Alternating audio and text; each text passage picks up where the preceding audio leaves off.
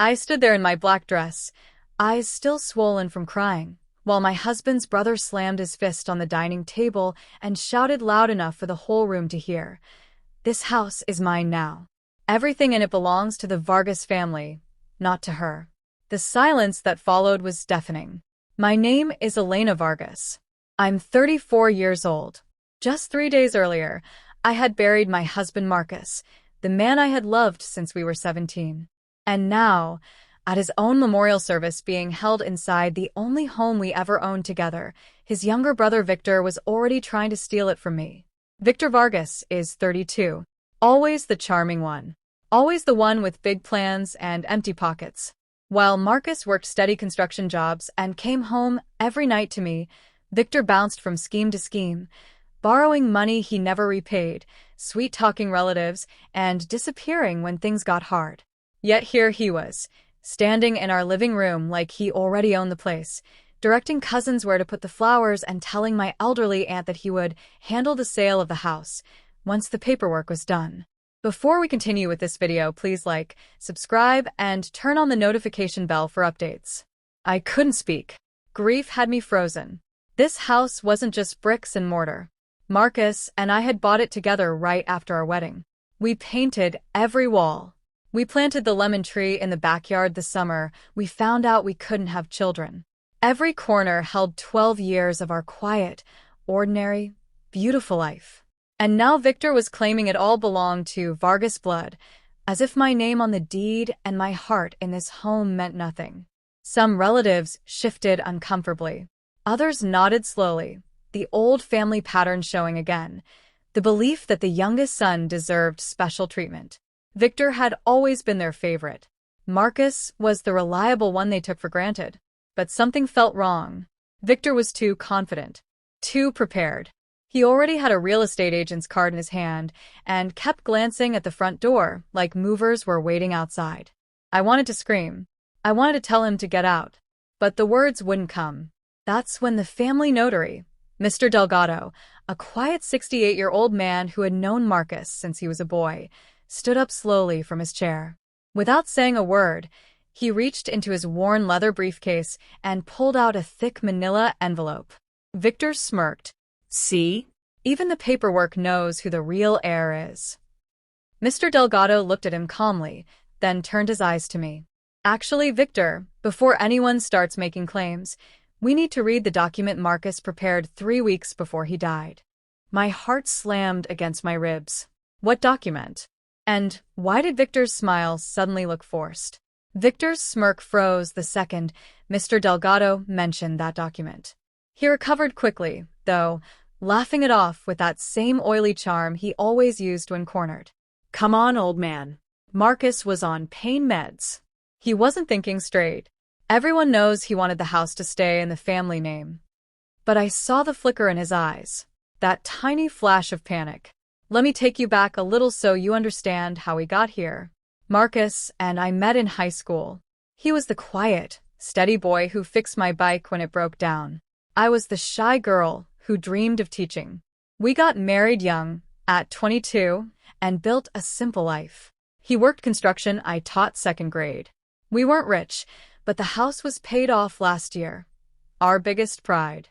No kids came, despite years of trying and doctors and tears. But we had each other. That was enough. Victor? He was the opposite. 2 years younger, always the golden boy in their parents' eyes. The one who got bailed out every time he failed. He'd show up at holidays with expensive gifts he couldn't afford, then quietly ask Marcus for a small loan in the driveway. Marcus helped him more times than I can count. I begged him to stop, but family was family to Marcus. Then came the accident. Marcus died instantly when his truck went off the road on a rainy night. The police called it a tragic accident. I was shattered. Victor showed up at the hospital the day after, acting devastated. He even sat with Marcus alone for almost an hour while I was signing paperwork. At the time I thought it was sweet brother saying goodbye. Now, standing in my living room surrounded by casseroles and wilting flowers, I wasn't so sure. Victor kept talking, louder now, working the room. Marcus told me himself, if anything happens to me, make sure Elena is taken care of, but the house stays with blood." He said it clear as day. A few older aunts nodded like it made perfect sense. Blood before marriage, apparently. My stomach twisted. I had sacrificed promotions, moved for his job, held him through his own health scares years ago. And now, in my grief, I was being erased. Mr. Delgado cleared his throat. The room quieted.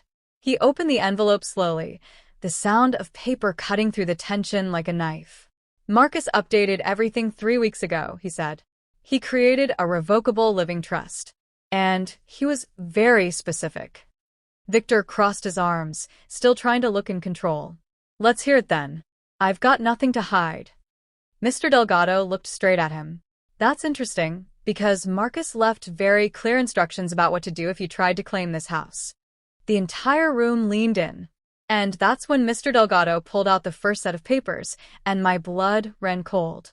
Mr. Delgado pulled out the papers, and the entire room seemed to hold its breath. Victor's smile didn't just fade, it shattered. "What the hell is that?" he snapped, stepping forward like he could snatch the documents right out of the notary's hands. "Marcus was doped up in that hospital bed. Whatever he signed, it doesn't count. I talked to him myself. He promised me the house would stay in the family." I felt the words like a slap. He talked to him? The same afternoon I was in the hallway signing death certificates. Victor had been alone with my husband for nearly an hour. Now it all clicked. The uneasy look Marcus had given me when I came back into the room. The way he squeezed my hand a little too tight and whispered, "No matter what, you'll be okay." Mr. Delgado didn't flinch. He adjusted his glasses and kept reading in that calm, steady voice that somehow made everything worse. "Marcus created a revocable living trust," he said. "The house, the savings, the car, everything goes into the trust for Elena's sole benefit. Victor receives only one item, their father's old pocket watch. Nothing more." Victor laughed, but it sounded forced and ugly. "This is bullshit. She manipulated him. Everyone knows Elena never liked me. She probably convinced him to cut me out while he was weak." A couple of aunts looked away. One uncle actually nodded. The old family script was playing again, the reliable brother versus the charming one who could do no wrong. My chest tightened. I had loved Marcus through everything. I had given up better-paying teaching jobs so we could stay near his parents. I had held him when he cried about never becoming a dad.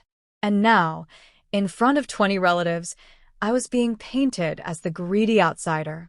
Victor turned to the room, voice rising. "If she tries to keep this house, I'll take her to court. I'll drain every penny she has in legal fees. And trust me, I've got stories about their marriage that'll make people think twice about who the real victim is here." The threat landed hard. I could already see some faces changing, doubt creeping in. Mr. Delgado waited for the murmurs to die down. Then he reached back into the envelope and pulled out 2 more items, a sealed white envelope and a small USB drive. "There's more," he said quietly.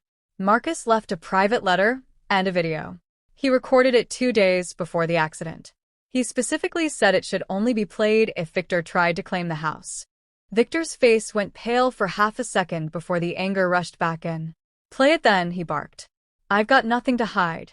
Mr. Delgado looked straight at me, then at Victor. "Before we do, everyone needs to understand what Marcus discovered about his own brother."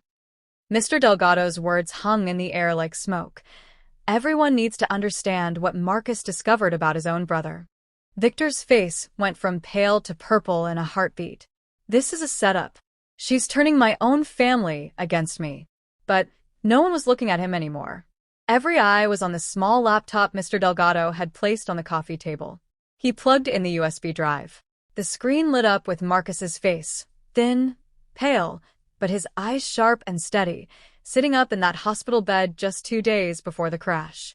My breath caught. It was like he was in the room with us again. Marcus looked straight into the camera. "Victor, if you're watching this, then you're doing exactly what I was afraid you would." Victor tried to interrupt, but Mr. Delgado raised a hand, and the room stayed silent.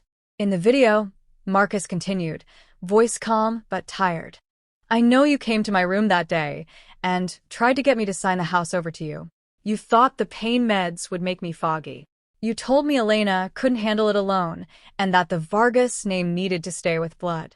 You even had the papers ready. Gasps rippled through the relatives. One aunt covered her mouth. Marcus leaned closer to the camera. I recorded our entire conversation on my phone. It's all here, every word. And I had a private investigator check something else. Those small loans you asked for? You forged my signature on 3 checks totaling almost $12,000 over the last year. Victor exploded. That's a lie. He was dying. He didn't know what he was saying. But Marcus wasn't finished. If you're here today trying to take Elena's home, then play the rest of this. Because there's one more thing. The night I died, my brakes failed on a truck I had serviced 2 weeks earlier. The mechanic said they looked tampered with. I didn't want to believe it was you, Victor. But after what you pulled in that hospital room, I made sure everything was locked down tight. The video paused on Marcus's face. Mr. Delgado looked up slowly. There's 20 more seconds. He wanted this part played only if Victor showed up and made a claim. Victor was breathing hard now, eyes darting toward the door like he might bolt. The aunts who had nodded at him earlier were staring at him in horror. Elena, that's me. I could barely stand. My legs felt like water. Mr. Delgado pressed play again. Marcus's voice came back, low and final. Victor, if you're here claiming my house, then you need to hear the full truth about the accident. The screen froze for a split second as Mr. Delgado hit pause one last time. He turned to the room, voice grave. Before we finish this video, I need to read the notarized police report Marcus had sealed with this package. Mr. Delgado opened the sealed police report and read the final 20 seconds of Marcus's video in a voice that cut through the room like a blade. On the screen, Marcus looked straight into the camera one last time. The mechanic found brake fluid drained and lines cut clean. My truck was tampered with the night before I died. I had already gone to the police 2 days earlier and told them I suspected you, Victor. They have your fingerprints on the garage tools from the week you borrowed my truck to fix something. I didn't want to believe my own brother would try to kill me for this house, but I made sure you would never get it. The video ended. The room was completely silent. Victor tried one last desperate shout. It's all lies. But his voice cracked. No one believed him anymore. Mr. Delgado turned to me. The trust is ironclad, Elena. Marcus had 2 witnesses, fresh medical clearance, and everything notarized while he was still lucid. The forged checks? Victor faces felony fraud charges. The district attorney was already notified. The police will question him about the brakes, but even without a full murder charge, the evidence is enough to destroy any claim he ever makes on this house or on this family. I felt the sob rise before I could stop it. 12 years of love, of quiet sacrifices, of believing I was alone in my grief, and Marcus had been protecting me until his very last breath. Tears streamed down my face, but for the first time since the accident, they weren't only from pain. They were from relief, from justice, from the deepest validation I had ever felt. Victor stood there, mouth open, face burning red. The aunts who had nodded at him earlier now stared with disgust. One uncle actually stepped between us like he was shielding me. Victor's own mother whispered, "How could you?" He turned and walked out without another word, the front door slamming behind him. No one followed. In the weeks that followed, the consequences were swift and real. The fraud charges stuck. Victor is out on bail, but lost every family connection he had. The house is mine, free and clear.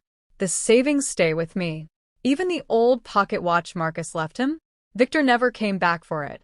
2 weeks later, I stood in the quiet kitchen, sunlight pouring through the window we always opened on Saturday mornings. I placed Marcus's favorite photo on the mantel, right where it belonged. I whispered, "Thank you for taking care of me." Even at the end. For the first time since the funeral, I smiled. The house was still ours. And I was finally going to be okay.